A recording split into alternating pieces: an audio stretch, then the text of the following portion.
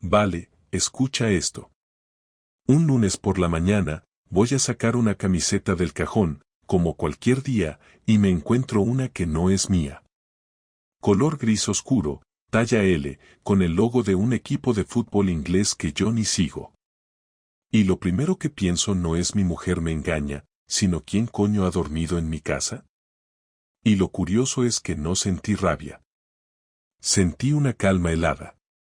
De esas que solo aparecen cuando sabes que algo va mal, muy mal, y que no puedes seguir ignorándolo. Saqué la camiseta, la olí, sí, lo hice, y olía a colonia masculina, de esa barata tipo aftershave de supermercado. Yo uso desodorante en spray, nada más. Clara, mi mujer, estaba en la ducha. Y yo ahí, de pie, con esa camiseta ajena en la mano como si fuera una pista de CSI. No dije nada. No la confronté. Ni siquiera la escondí. La volví a doblar y la metí debajo de mis camisetas. Quería observar primero. Ver si ella decía algo. Si se daba cuenta. Si se inventaba una historia. Nada. Ni una mención. Ese día en el trabajo, no pude pensar en otra cosa. Repasé la semana anterior como si fuera una serie. Ella había salido el jueves por la noche con sus amigas, o eso dijo, y volvió como a las 2 de la madrugada. Yo ya dormía. Me dio un beso en la frente y se metió en la cama. Normal. Natural. Ahora pienso que eso es lo que más me jode, lo bien que lo disimuló. Y lo que me hizo clic en la cabeza no fue la camiseta. Fue que el viernes por la mañana, mientras Clara preparaba el desayuno, me dijo, tienes que tirar esa camiseta azul que tienes, está muy vieja. Como si quisiera dejarme sin ropa. Como si estuviera despejando espacio. Esa noche, cuando llegué del trabajo, le dije que iba a salir a correr. Mentira. Me quedé en el coche, aparcado al final de la calle, con las luces apagadas, viendo la puerta de mi casa. No sé qué esperaba. No entró nadie, no salió nadie. Pero yo no podía entrar. No todavía. Me sentía como un extraño en mi propia vida. Te juro que en ese momento no quería venganza, ni drama. Solo quería entender qué había pasado. Cuando empezó. Qué parte de nuestra vida era real y qué parte era solo fachada. Y ahí, hermano, ahí empezó todo. Durante los días siguientes no hice nada que se notara. Actué con absoluta normalidad, como si todo estuviera bien, como si no hubiera visto esa camiseta, como si no llevara en la cabeza una lista de preguntas que no me atrevía a decir en voz alta. Me levantaba, me duchaba, me vestía, desayunábamos los tres juntos, ella, yo y nuestra hija, y cada movimiento era un esfuerzo consciente para no hacer ninguna pregunta que pudiera levantar sospechas. La camiseta seguía ahí, doblada entre las mías, esperándome cada vez que abría el cajón, como si me mirara. Yo no tocaba nada. No quería contaminar la escena, por decirlo de alguna manera. Porque eso era lo que era ya para mí, una escena, un momento congelado que no podía romper aún. No era por cobardía, era por estrategia. Quería entender primero, observar, ver si ella cometía algún error, si se delataba sola. Lo primero que hice fue revisar mi propio comportamiento. No quería ser ese tipo de hombre que empieza a desconfiar sin motivos. Pero es que la camiseta no era un pensamiento, era un objeto físico, estaba ahí. No podía fingir que no existía. Así que me volví más observador. Me fijé en todo. Clara solía llegar a casa alrededor de las 6:15. Esa semana, llegó 2 días tarde, uno a las 7 y otro pasadas las 8. Cuando le pregunté si todo bien, respondió sin pensarlo, reunión, atasco, unas madres que la retuvieron en la puerta del colegio. No tenía que inventar excusas raras. Todo sonaba plausible. Pero su forma de hablar era distinta. No me miraba tanto a los ojos como antes. Y cuando lo hacía, parecía como si quisiera comprobar algo. Como si intentara ver si yo sospechaba. O tal vez ya lo sabía. El jueves, el día exacto en que la semana anterior había salido, le pregunté por la mañana qué plan tenía para esa noche. Me contestó que ninguna, que estaba cansada, que pensaba cenar temprano y ver algo en la tele. Afirmó todo eso mientras buscaba unos pantalones en el armario. Yo estaba sentado en la cama atándome los cordones, fingiendo que no le prestaba atención. Entonces soltó una frase que no pedía ser escuchada: hoy no me apetece salir para nada, en serio. No me lo había preguntado, no venía a cuento. Lo soltó al aire, como quien necesita reafirmarse. Y eso fue lo que me confirmó que mentía. Nadie dice eso si de verdad no tiene ningún plan. No salí a correr ese día. Me quedé de nuevo en el coche, pero esta vez no al final de la calle, sino en una calle paralela, donde podía ver la parte trasera del edificio. Clara salió a las 8:23. Lo recuerdo exacto porque miré el reloj varias veces. Llevaba una mochila pequeña, la misma que usa para ir al gimnasio. Pero no llevaba ropa deportiva. Iba maquillada, con los labios rojos y el pelo recién planchado. Se subió a un coche que la estaba esperando en la esquina, un coche negro con las luces encendidas, y ni siquiera miró atrás. Como si llevara haciéndolo toda la vida. No la seguí. No tenía el valor ni los medios. No sabía a dónde iba, con quién. Y aunque lo supiera, no sabía qué haría si los veía juntos. Lo único que hice fue quedarme en ese coche, como un imbécil, mirando la calle vacía, preguntándome cómo había llegado hasta ahí, cómo no lo vi venir, cómo no me di cuenta de que algo tan básico se me estaba escapando de las manos. Esa noche no dormí. Ella volvió a las 11:30, se metió en la cama como si nada, me dijo que había estado viendo una serie que no me gusta y que se durmió en el sofá. Habló mientras se ponía el pijama, como si fuera un día cualquiera. Yo fingí estar medio dormido. No respondí. Quería ver si añadía algo. Pero no. Se metió bajo las sábanas, me dio la espalda y se quedó callada. Su respiración se hizo lenta y estable a los pocos minutos, como si no llevara encima el peso de una doble vida. Al día siguiente, viernes, me desperté con una idea fija: si seguía observando y no actuaba, iba a volverme loco. Así que hice algo que nunca había hecho en mi vida. Fui a ver a un detective. No uno de esos de novela ni un tipo raro que parece sacado de una película americana. Era un hombre normal, con barriga, gafas, voz baja y traje arrugado. Me recomendó su contacto un conocido del trabajo, alguien que pasó por algo parecido, aunque no me dio muchos detalles. Cuando llegué, no me hizo preguntas personales.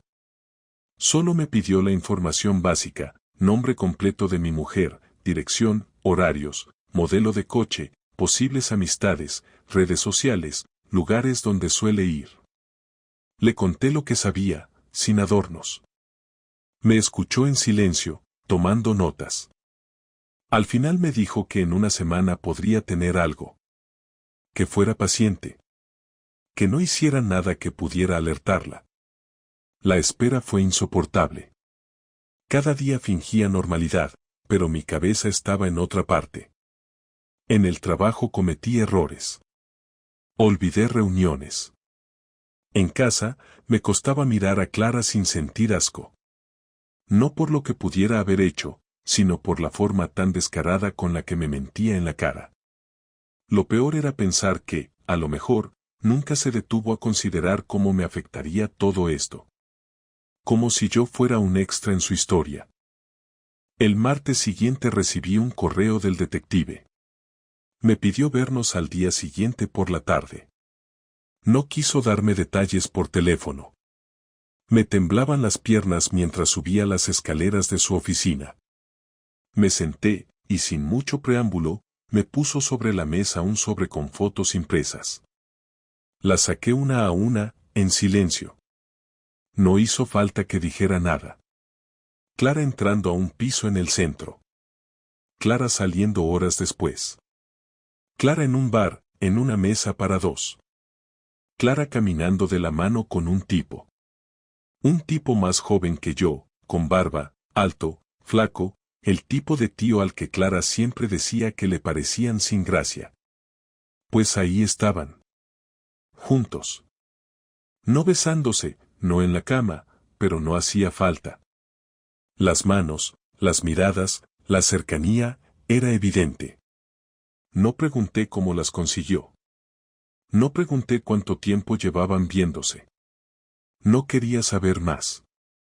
Me limité a guardar las fotos en el sobre, le pagué en efectivo y salí sin decir una palabra. Caminé 2 calles antes de poder respirar. En ese momento entendí que el matrimonio que yo creía tener no existía. No porque ella me hubiera engañado, sino porque yo seguía creyendo que la conocía. Cuando llegué a casa, Clara estaba preparando la cena.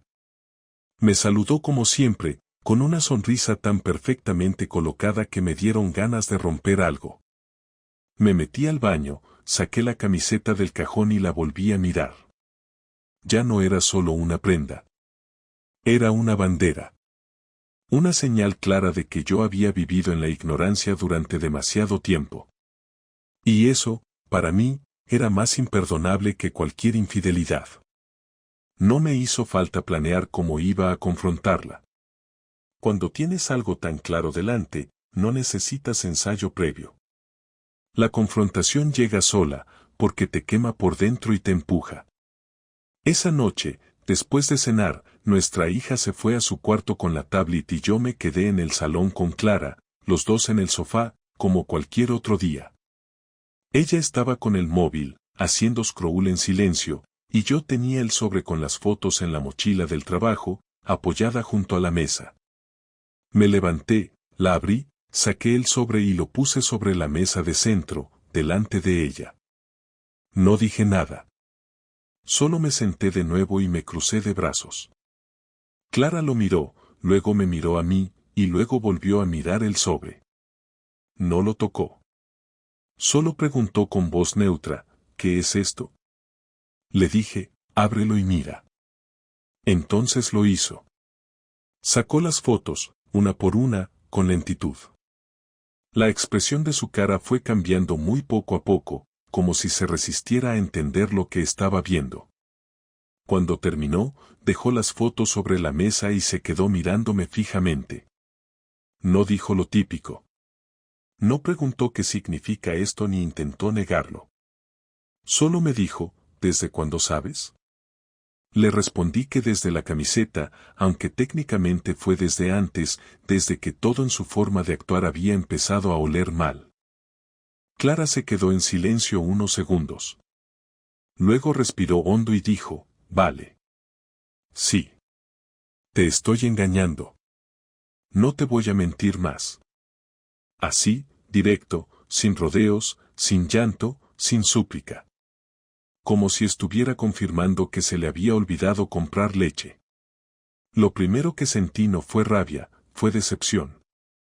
No por lo que había hecho, sino por lo poco que parecía importarle. Le pregunté si era con ese tipo de las fotos. Dijo que sí. Que lo conoció en una reunión de formación del colegio, que él también es profe, que empezaron a hablar, que luego a tomar algo, y que las cosas fueron escalando.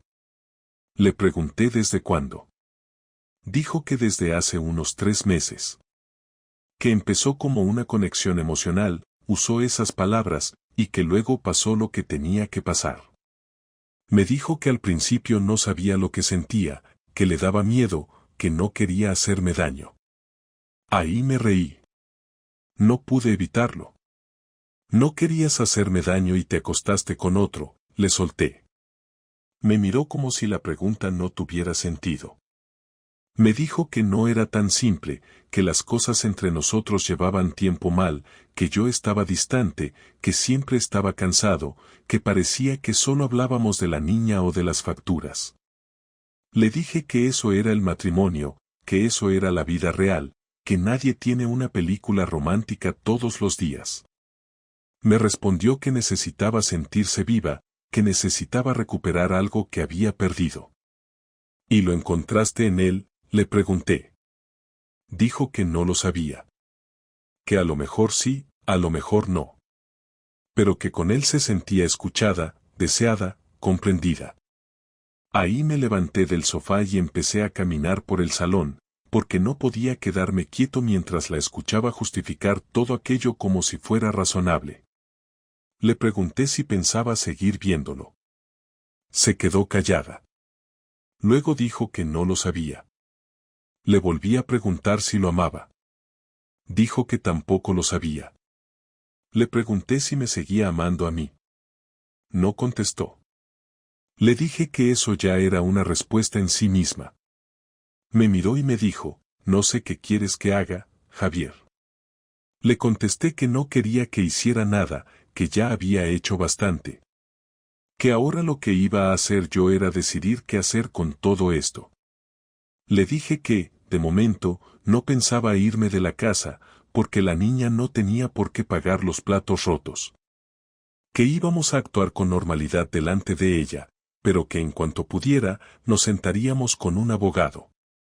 Clara asintió. No discutió. No lloró. No pidió una segunda oportunidad. Solo dijo, vale. Esa fue la parte más dura. No fue el engaño, no fueron las fotos, no fue imaginarme a mi mujer con otro. Fue la indiferencia. Fue ver que no tenía intención de luchar por lo nuestro, que no sentía culpa, que no le dolía tanto como a mí. Fue como si nuestra historia se le hubiera acabado hace meses y yo me estuviera enterando ahora, tarde, cuando ya no quedaba nada que salvar. Esa noche dormimos en la misma cama, espalda contra espalda, sin hablarnos, sin tocarnos. Y fue la noche más larga de mi vida.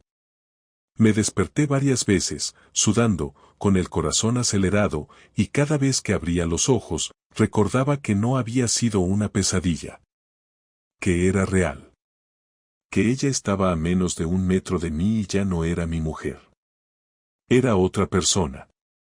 Una extraña. Una que compartía techo, pero no futuro. Al día siguiente, ella se comportó como si nada hubiera pasado. Preparó el desayuno para nuestra hija, la llevó al cole, volvió, se duchó, se cambió y se fue al trabajo. Yo llamé al curro y pedí el día libre. Me quedé en casa, solo, sin saber por dónde empezar. Llamé a un abogado que me recomendó un amigo. Pedí cita para la semana siguiente. Después empecé a buscar en Google qué cosas tenía que tener en cuenta en un divorcio. Custodia, vivienda, cuentas conjuntas. Todo eso. Fue ahí cuando entendí que no se trataba solo de un corazón roto, sino de una vida entera que tenía que desmontar pieza por pieza. Cuando Clara volvió por la tarde, actuó con la misma frialdad. Hablamos lo justo. Nos turnamos para bañar a la niña. Cenamos los 3 juntos.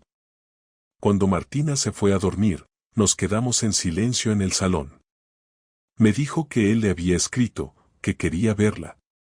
Le pregunté si iba a ir. Me dijo que no lo sabía. Le pregunté si estaba dispuesta a cortar esa relación para intentar arreglar lo nuestro. Me miró largo rato. Y después dijo, no estoy segura de querer arreglarlo. Me levanté sin decir nada y me fui al cuarto. Cerré la puerta. Esa noche dormí en el suelo. No porque me echara, sino porque no soportaba la idea de estar junto a ella. La parte más jodida es darte cuenta de que el amor no se va de golpe.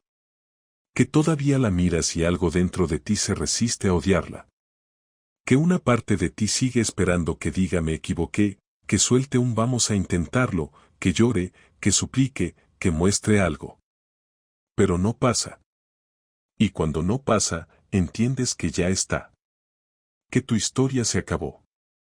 Y que solo tú sigues dentro. La mañana siguiente desperté con una sensación de vacío que no sabía ubicar. No era tristeza exactamente, tampoco rabia pura, era una mezcla incómoda de haber perdido algo importante y al mismo tiempo haber recuperado cierta claridad que llevaba tiempo sin tener. Clara estaba en la cocina preparando el desayuno como si la noche anterior no hubiera ocurrido.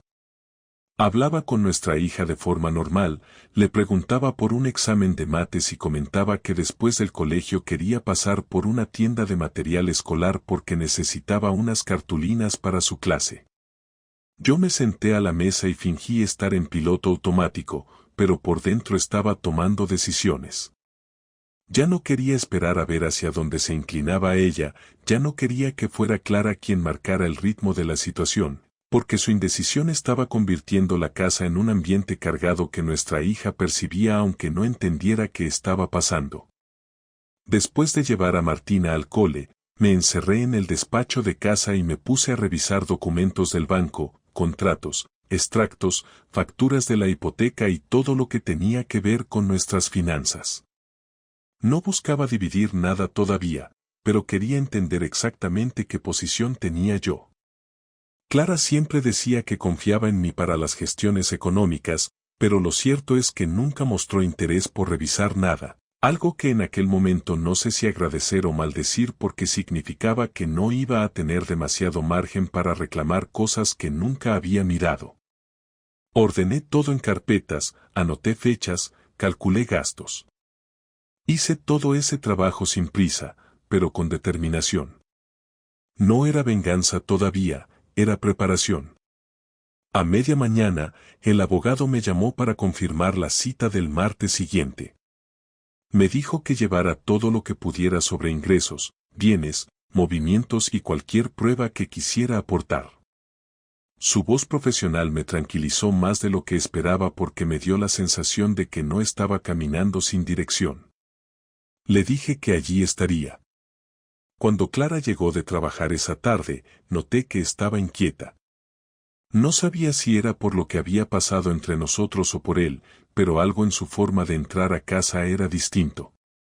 Se quitó el abrigo, dejó las llaves en la mesa de la entrada y me miró con cierta incomodidad. No quería iniciar ninguna conversación delante de la niña, así que esperé a que ella se fuera a dibujar a su cuarto antes de decirle que necesitábamos hablar.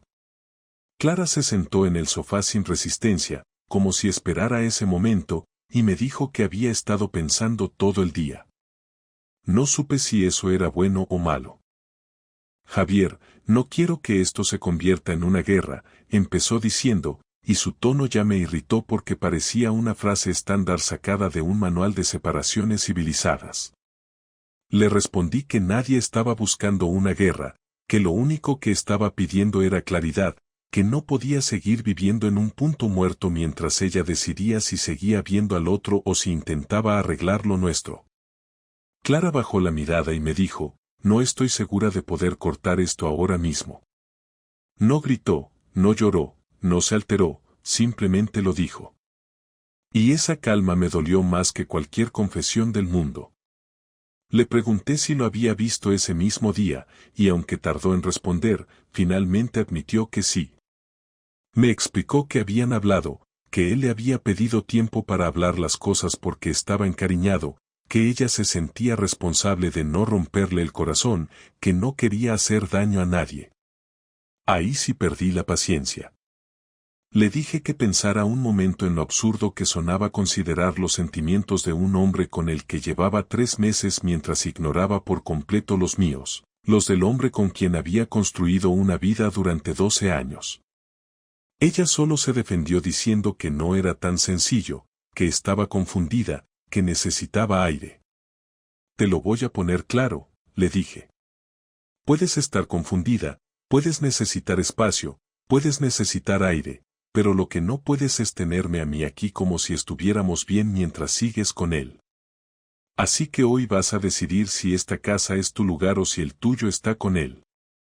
Clara se quedó quieta, sin parpadear, sorprendida de que hablara de forma tan directa. Me dijo que no podía decidir en ese momento porque sentía demasiada presión. Entonces se dio la vuelta, como si quisiera cerrar la conversación, y ahí fue donde tomé una decisión diferente, una que no tenía que ver con esperarla ni con obligarla, sino con recuperar mi dignidad. Le dije que no tenía que decidir nada hoy, que ya lo había decidido yo. Le expliqué que desde ese momento dormiríamos en cuartos separados, que yo iba a ir organizando mis cosas personales, que la convivencia seguiría siendo correcta por nuestra hija, pero que ya no existíamos como pareja.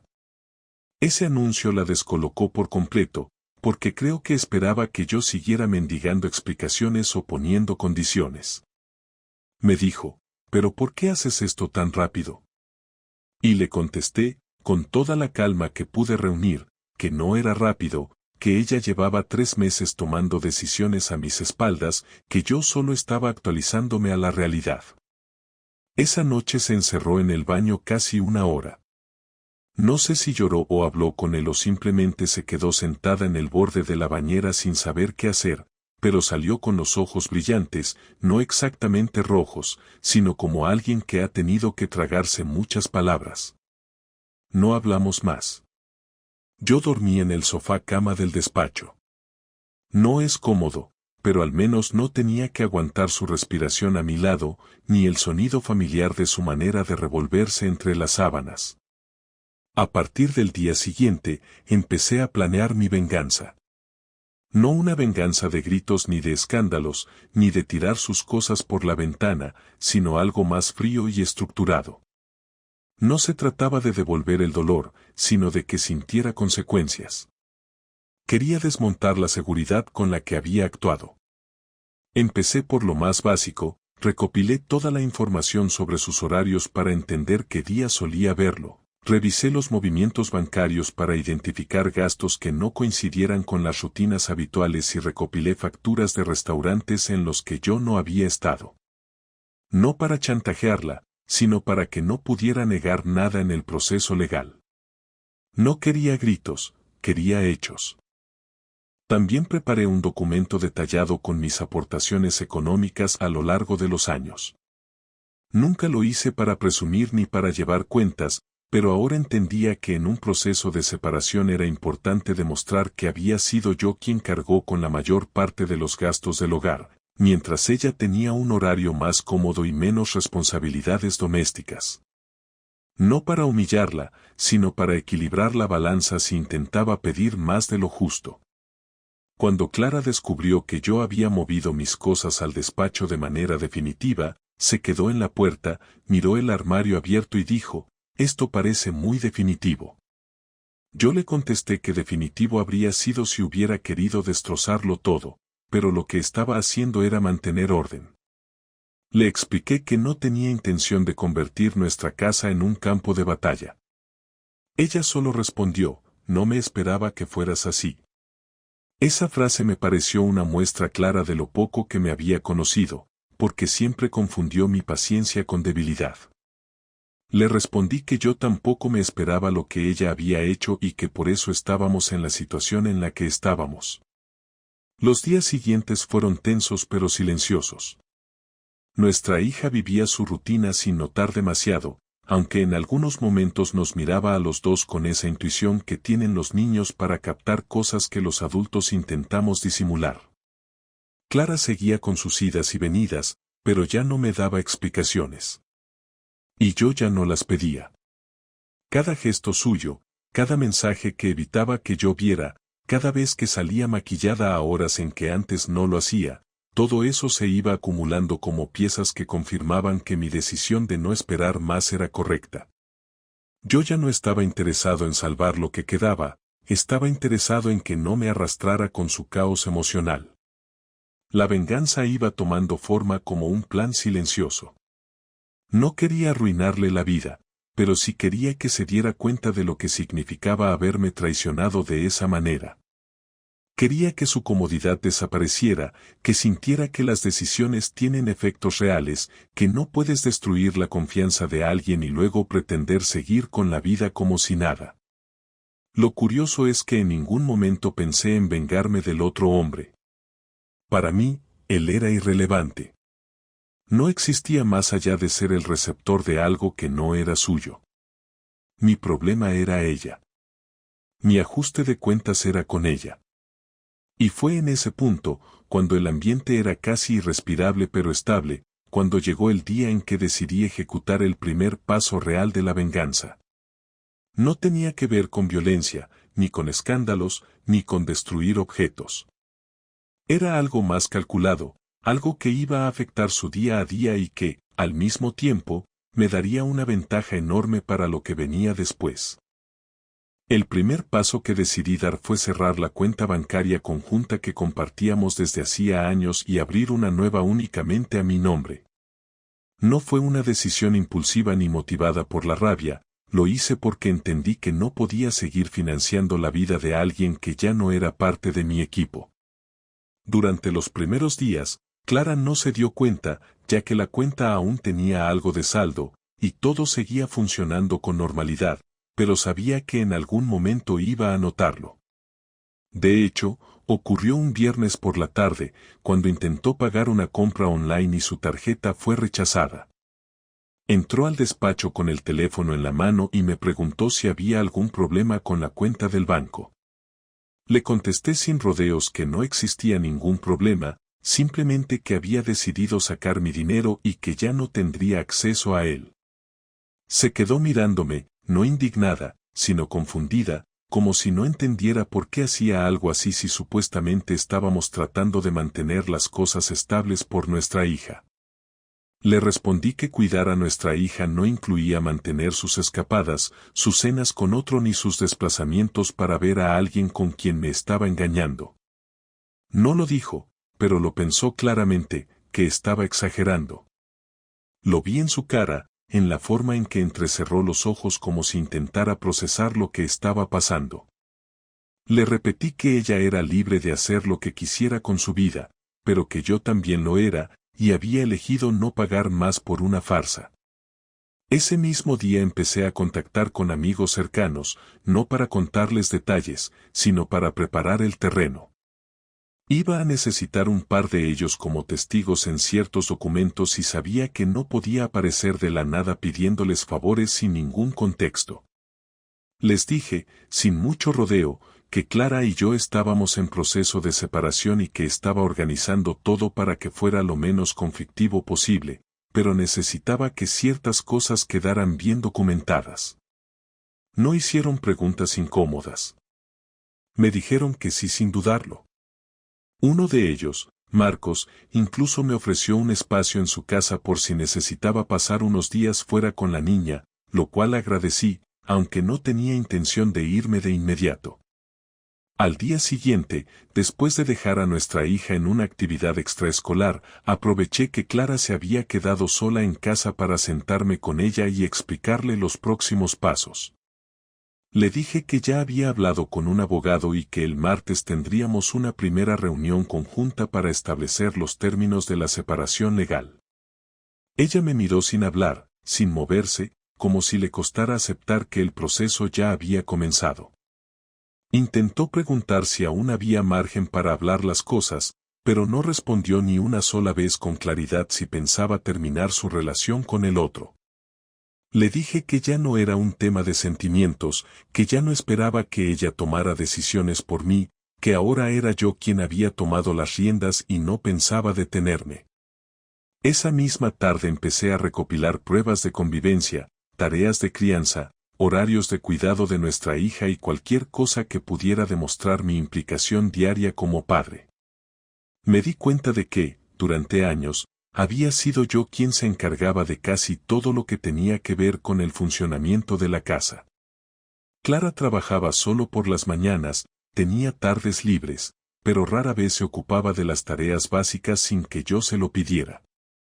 No lo hacía por maldad, simplemente porque se había acomodado. Y ahora, eso se volvía en mi favor. Todo lo que yo hacía, desde llevar a la niña al médico hasta las compras semanales, estaba respaldado por mensajes, correos, citas, tickets. No tenía que inventar nada. En los días previos a la cita con el abogado, Clara se volvió un poco más cuidadosa, más colaborativa, más suave.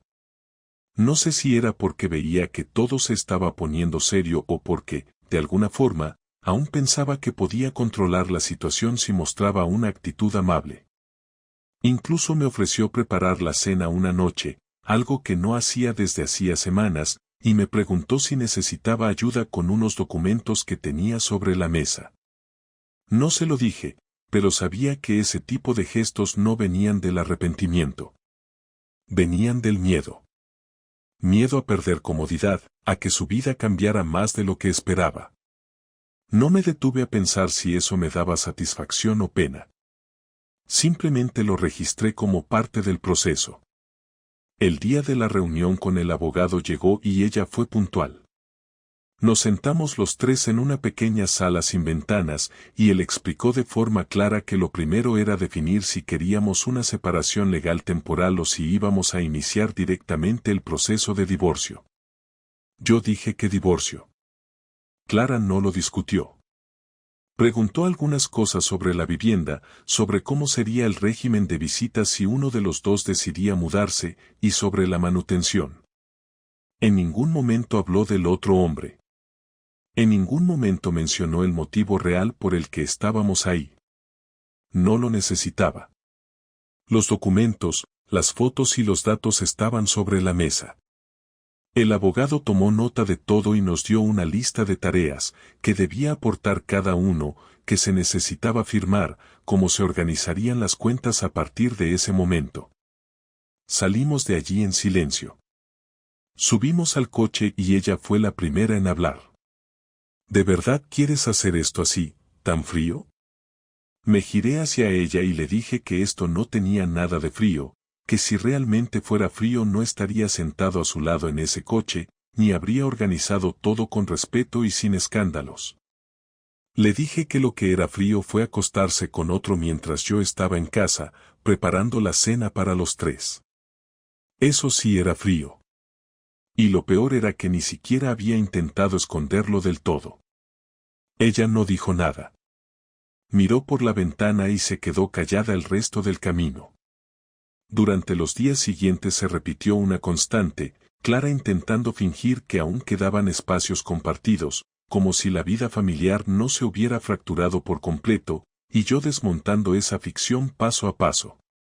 Cuando hablábamos de logística, lo hacíamos como socios de una empresa que estaban cerrando. Cuando hablábamos de la niña, intentábamos no discutir. Cuando no hablábamos, el silencio era más honesto que cualquier palabra. Y mientras tanto, yo seguía avanzando con mi parte del plan. Contacté con la madre de Clara y le conté, sin entrar en detalles, que íbamos a separarnos, que estaba intentando que todo fuera ordenado y que me parecía justo que ella estuviera al tanto.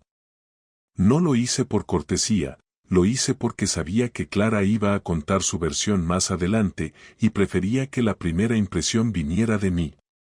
Su madre se mostró comprensiva, incluso me dijo que me admiraba por cómo lo estaba manejando. No sé si lo decía de verdad o si solo intentaba no posicionarse, pero me bastó. Mi objetivo con todo esto no era castigar, era dejar claro que las acciones tienen consecuencias. Ella había creído que podía manejar dos vidas sin que nada se le viniera abajo. Y aunque yo no podía cambiar lo que había pasado, sí podía asegurarme de que no saliera de esta creyendo que no había perdido nada importante. Porque si había perdido algo, la posibilidad de seguir engañando impunemente, la comodidad de tener a alguien esperándola siempre, el respeto de alguien que, durante más de una década, lo había dado todo sin pedirle nada más que lealtad. La siguiente etapa iba a requerir un último movimiento. Algo que no solo le dejara claro a ella que esto se había terminado, sino que le mostrara al otro que también tenía nombre y cara el hombre al que le había quitado la vida que tenía. No lo haría con insultos, ni con violencia, ni con amenazas. Lo haría a mi manera. Y ese momento estaba más cerca de lo que creía. Lo hice un jueves por la tarde, cuando Clara aún no había llegado del trabajo y nuestra hija estaba en una clase de inglés. Sabía que me quedaban unos 40 minutos de margen, así que abrí el portátil, entré a su correo personal, al que aún tenía acceso porque lo compartimos durante años en la misma cuenta familiar, y localicé varios correos intercambiados con él. Nada especialmente explícito, pero sí había confirmaciones de encuentros, frases como te echo de menos, ha sido increíble, y una que me sirvió para lo que tenía en mente, gracias por cubrirme la semana pasada en el cole, no sabes lo que significa para mí. Ese cubrirme indicaba que trabajaban en el mismo colegio, o al menos que él podía suplantarla de alguna forma, quizás con tareas administrativas o sustituciones. Era lo que necesitaba. Busqué su nombre completo entre los contactos, lo encontré. Se llamaba Óscar Morales Ruiz. Guardé su número. Revisé sus redes. Todo abierto. Fotos de libros, selfies en clase, alguna foto en grupo, Clara incluida, aunque no en poses comprometidas. Entré a su perfil de Facebook, tomé nota de su correo, lo mismo con Instagram. Después redacté un correo simple, directo, sin insultos, sin amenazas, solo con la intención de que supiera quién era yo.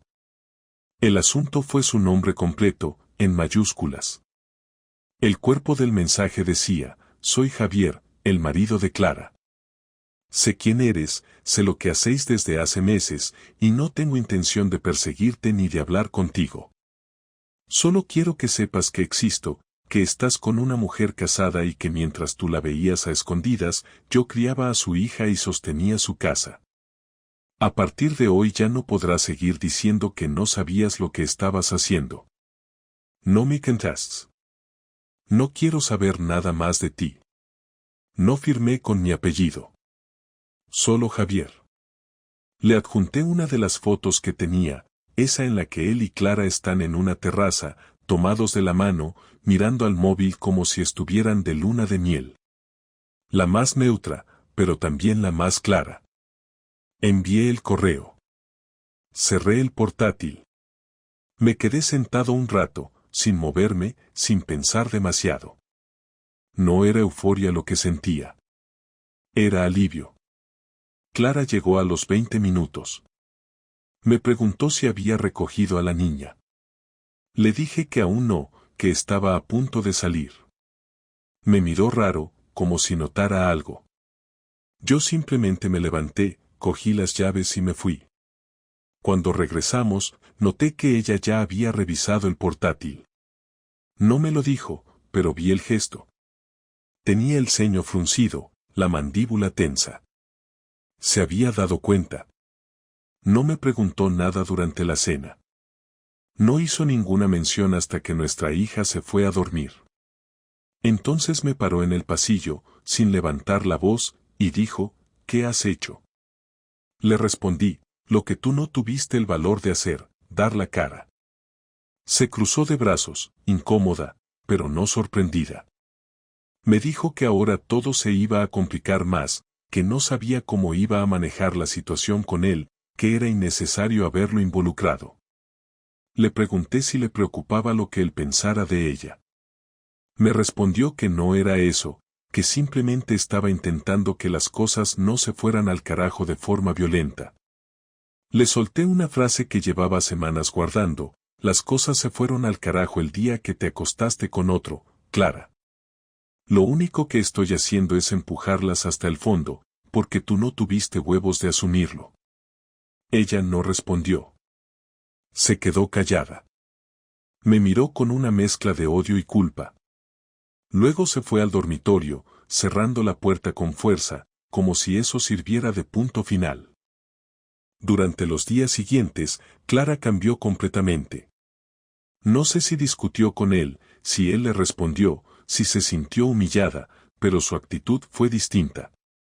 Más seca, más tensa, más silenciosa.